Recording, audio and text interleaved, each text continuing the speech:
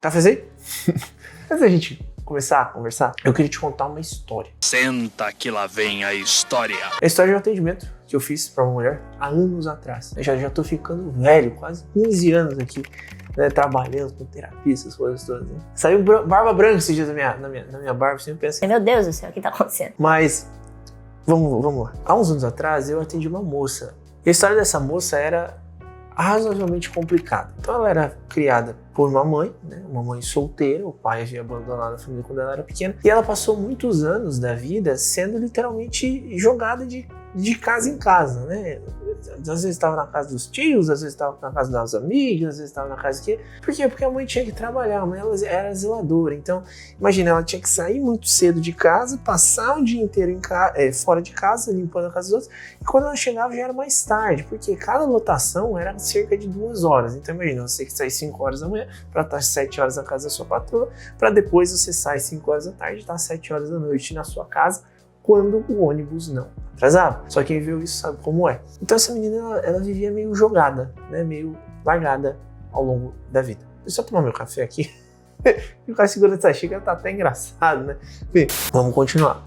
Então ela ficava meio jogada ao longo da vida. Olha, o que aconteceu? Em um determinado momento essa menina, ela se apaixonou. E ela começou a namorar um cara muito mais velho. Esse cara engravidou ela. E largou ela grávida. Porque não era uma pessoa assim, boa, sabe? Não tô dizendo que ela era péssima em todos os aspectos, mas não era aquele tipo de pessoa que você olha e fala assim, caraca, com um fio de olhos fechados, né? Dá pra exala a integridade. E não sejamos todos. Eu e você, a gente sabe quando uma pessoa ela é confiável e quando uma pessoa não é confiável. Você consegue olhar, você consegue sentir, você consegue ter aquela...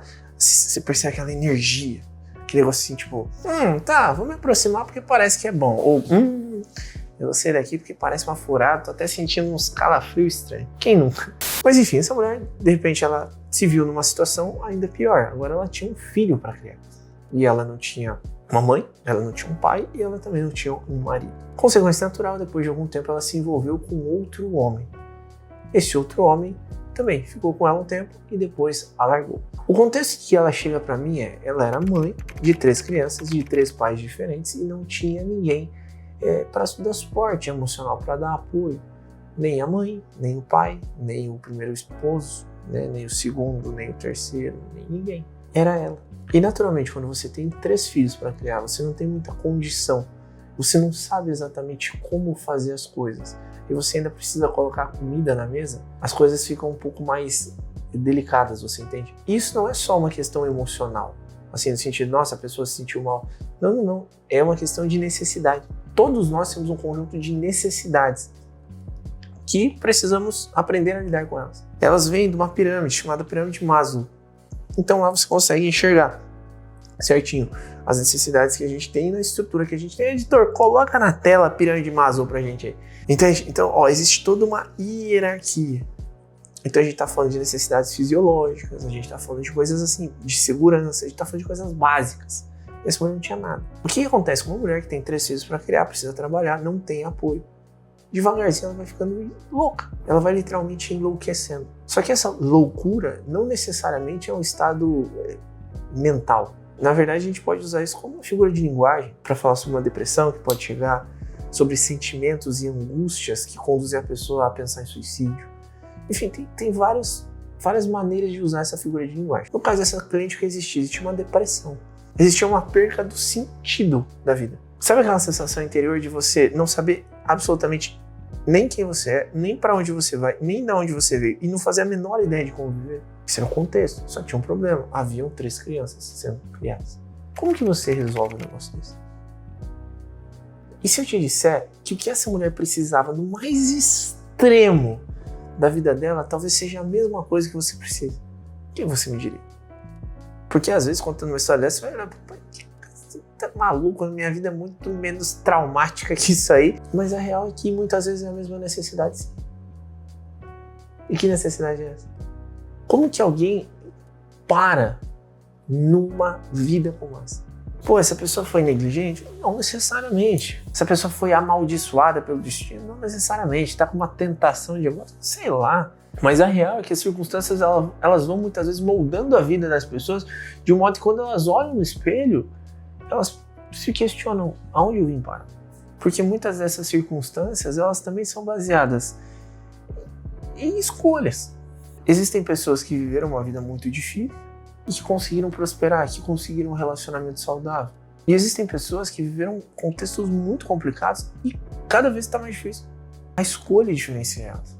Só que onde essa escolha, ela muitas vezes precisa estar pautada na nossa capacidade de exercer amor por nós mesmos. As mesmas escolhas que levaram ela a escolher pessoas estranhas, engravidar, terminar relacionamento, iniciar outro relacionamento, engravidar, o cara ir embora. As mesmas escolhas que fizeram essa mulher cair nesse abismo, muitas vezes podem estar atuando na sua própria vida e fazendo com que você esteja caindo. Até que em determinado momento vai chegar uma hora que você vai olhar para sua vida e talvez você perceba que o buraco ele nunca tem fim enquanto você não para de cavar. E da mesma maneira como aquela mulher ela precisava ter exercido amor por ela mesma, e a gente já vai entender como fazer isso, talvez seja o seu momento de aprender a se amar. Antes que o destino chegue de um modo muito, mas muito diferente do que ele poderia ser. E a responsabilidade não vai ser de Deus se as coisas derem errado, não vai ser do seu pai, não vai ser da sua mãe, não vai ser de ninguém, vai ser sua. Óbvio que quando a pessoa já está lá no final, né, lá numa vida muito difícil, você precisa ter compaixão e fazer o máximo para tirar ela dali. Mas em outros contextos, quando a pessoa não está tão no fim do poço, a melhor coisa que você pode fazer é falar assim, ó, isso aqui é sua responsabilidade. A vida está assim por causa de você. Você fez isso. Pela falta da capacidade de exercitar amor por você mesmo. Porque te ensinaram errado sobre esse tema. Porque fizeram você acreditar num monte de besteira sobre o que é amor próprio. Ou então, você caiu numa dessas bolhas que diz que você tem que ser forte o tempo todo, que elogios não importam, que você só precisa fazer o seu trabalho, que essas coisas todas, o que de certa forma também é uma bobagem. Porque não importa o quão maduro você seja, sempre vai ser bom receber um elogio. Agora você pode receber um elogio porque isso é imaturidade. Você não pode gostar de receber carinho porque, meu Deus do céu, vai acabar o mundo se você receber isso. Se você pedir carinho, então, não, você é imaturo. A gente precisa aprender a dosar as coisas. E é muito difícil fazer esse discernimento, entender o que é necessário, o que não é necessário, pensar da forma correta nas coisas, se internamente nós não conseguimos desenvolver a ideia de amar a nós mesmos. Essa moça fez isso na vida dela e talvez você esteja fazendo isso na sua. Não está exercitando amor, não está irradiando amor, não está manifestando amor. Porque talvez ainda não esteja claro na sua cabeça que você, aí dentro do seu coração, merece todas as coisas boas do mundo. Olha só, a sua primeira identidade é de filho de Deus. E o que é Deus? Deus é a manifestação plena da abundância. Isso significa o quê? Que eu tenho o gene da abundância aqui, ó, dentro de mim, correndo no meu mundo interior. Se eu sou filho da abundância, me diz, por que eu preciso ser escasso? Por que eu preciso limitar os meus sonhos, as minhas vontades, as minhas metas, as minhas ambições? Por que eu preciso acreditar que a vida tem um limite do que é possível para mim, hoje, com base na cabeça que eu tenho? Eu sei que talvez você olhe para mim e fale, não, ele é coach, vou parar de ver esse vídeo agora. Não, escuta. Você foi feito para ser abundante. Só que muitas vezes você vai precisar reconectar a sua essência. E o que a escassez faz? Ela te leva para um caminho oposto a esse. A escassez não é obra de Deus. A escassez é uma manifestação da maldade, do diabo, do que você quiser chamar. A falta de dinheiro, a falta de prosperidade em todas as áreas da sua vida. As dores emocionais que muitas vezes você carrega e que te impedem de dar o próximo passo. As dores dentro dos seus relacionamentos. Todas essas manifestações de escassez não são obra de Deus. A questão é quando você está escasso, a sua cabeça ela fica pressionada. E quando ela fica pressionada, presta atenção no que acontece. Você age buscando os pequenos prazeres, que muitas vezes são opostos à própria ideia de se amar. Pô, você está tão fragilizada, tão chateada, tão infeliz com a sua vida, que o cara te dá moral, você sabe que ele é literalmente um cafajeste, mesmo assim você sai com ele, porque você queria pelo menos que alguém te dissesse umas palavras fofinhas e transasse com você. Às vezes você nem queria transar, né? Só que o cara foi tão gentil ali naquele momento que você, foda-se, vou dar. Mas você faz o que você quiser também, a culpa é teu, mas você entende? Por quê? Por que você foi buscar esse prazer? Porque em outras áreas você tá todo ferrado. Por que às vezes a gente come demais? Por que às vezes a gente Gasta demais. Por que às vezes a gente faz tanta cagada? A famosa ideia, o que é um peito para quem tá cagado, né? Isso é um jargão muito comum. Mas basicamente é o seguinte, quanto mais escasso você tá, mais pressão existe na sua cabeça. Quanto mais pressão existe na sua cabeça, maior a sua probabilidade de buscar pequenos prazeres para combater aquela pressão. Só que o que acontece? Piora tudo.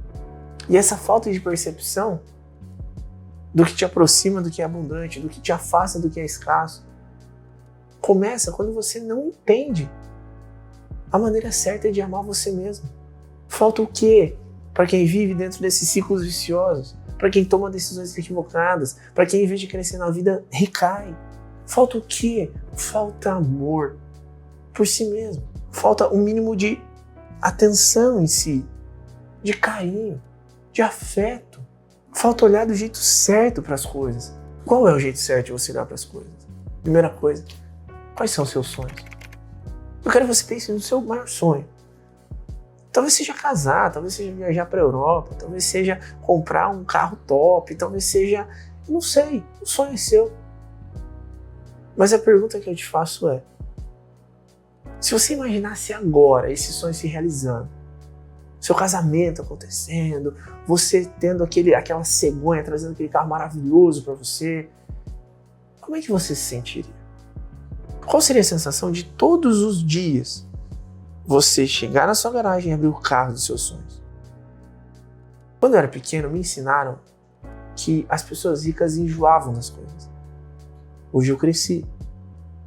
Eu vivi uma vida financeira muito diferente. Eu dirijo o carro que eu quero. E eu nunca canso. E por que eu estou te falando isso? Porque muitas vezes, até mesmo a nossa capacidade de sonhar é limitada pelas coisas que as pessoas nos falaram. Entende? É como se ser rico fosse feio. É como se ter as coisas, se sonhar grande fosse feio. É como se ter ambição fosse feio. Não é feio.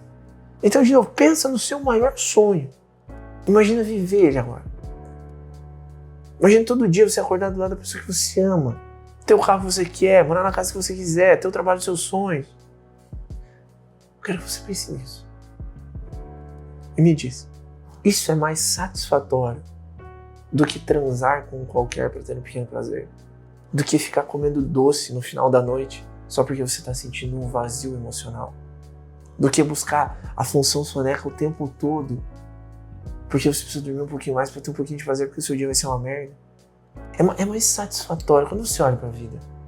Você realizar um sonho ou você quebrar esse seu sonho em pequenos sentimentos de pequenos prazeres que na verdade só te derrubam no longo prazo porque te afastam do que você mais quer. Porque você está tão escasso que você fica buscando esses prazeres para se deixar um pouco mais confortável durante o dia. Essa é a minha pergunta para você. E talvez você me diga, putz, realmente, realizar os meus sonhos é muito mais satisfatório. Só de imaginar isso eu já fiquei bem. E eu vou te dizer, eu te entendo. Sabe por quê? Porque a melhor maneira que a gente tem de se amar é realizando os nossos sonhos. Só que para você realizar os seus sonhos, você precisa transformar eles em metas. E para transformar esses sonhos em metas, você vai precisar ter uma sequência de ações que você precisa implementar no seu dia, na sua semana, no seu mês, para você chegar onde você quer. Então, se eu decido viver um processo e encontrar rotinas de desenvolvimento pessoal, de desenvolvimento emocional, de desenvolvimento físico, que me aproximam do meu sonho, isso é o jeito que você vai ter de se amar. Você entende qual é o valor da disciplina. Você entende qual é o valor de acordar cedo. Você entende o valor de desenvolver a paciência. Porque tudo isso está te levando para uma direção que você quer. Se amar não é você comer um docinho quando você deseja. Se amar não é simplesmente se jogar na frente da televisão para assistir Netflix. Não que você não possa fazer isso. O problema é quando isso suga o seu tempo e te afasta do que você deseja. Se amar não é ter um prazer físico, carnal. Se deitar com uma pessoa só porque, nossa, eu tô precisando ter um prazerzinho aqui. Ou se masturbar. Enfim. Se amar não tem nada a ver com isso, cara. Se amar é você ambicionar as coisas, colocá-las no papel e fazer tudo o necessário para chegar nesse caminho. E aí você vai entendendo o valor do autossacrifício. E ao longo dessa jornada você vai desenvolvendo percepções muito diferentes da vida. Você vai amadurecendo. E sabe o que acontece quando uma pessoa vai amadurecendo e vai em direção aos seus sonhos, ela para de aceitar pouco. Ela desenvolve percepções, pelo amadurecimento dela, que afasta ela de pessoas que não valem a pena. Fazem com que ela fique forte o suficiente para dizer não porque ela não deseja. A minha pergunta para você é: quando é que você vai colocar tudo no papel, construir rotinas que te conduzem em direção aos seus sonhos e desenvolver essa percepção de amor próprio? Porque verdadeiramente se amar é você construir a vida que você tanto desejou e que talvez por todas as dores que você viveu, você parou de buscar. Pensa nisso. Pega esse vídeo e envia para aquela pessoa que você sabe que ela tem um potencial lascado para viver bem, para encontrar uma vida boa, para construir um futuro lindo. Mas mesmo assim ela fica errando demais, buscando pequenos prazeres, tentando de certa forma validar sentimentos, sensações, buscando que alguém ame ela porque muitas vezes ela é incapaz de perceber o valor que ela tem, porque muitas vezes ela é incapaz de perceber o que ela é. Faz isso, vai ser bom para ela. No final do vídeo, se ela chegar, ela vai te agradecer. Tamo junto? Que Deus te abençoe. Lembre de deixar uma curtida aqui no nosso canal. Se inscreve. Em breve a gente se vê por aí.